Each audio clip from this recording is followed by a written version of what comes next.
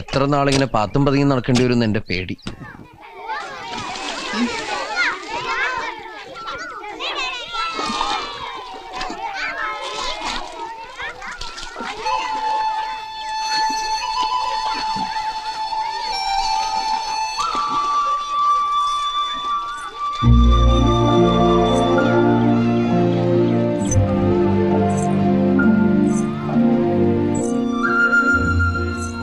ഇവിടുന്ന് എന്തിനുള്ള പുറപ്പാടാ?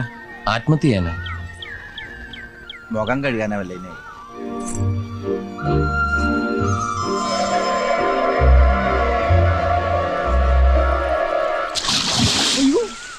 എടാ അവള് ചാടി, അപ്പൊ ആത്മഹത്യ തന്നെ.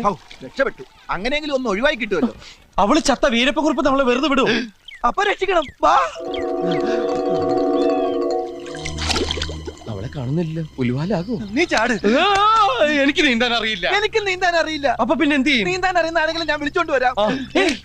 ഇനി ഒന്നും നോക്കാനില്ല. നിന്റെ കൈ പിടിച്ചേ ഒരു നിമിഷം കണ്ണടച്ച് പ്രാർത്ഥിച്ചോ.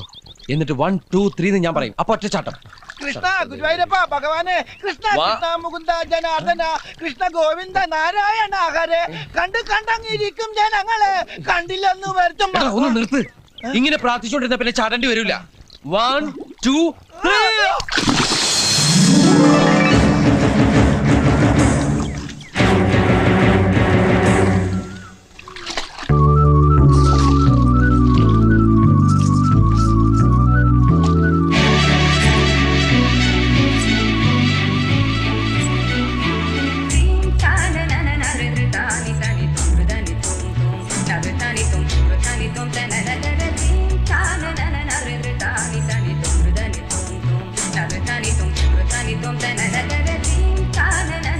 നമ്മുടെ ബസന്തി തന്നെയാണോടാ പോകുന്നത്?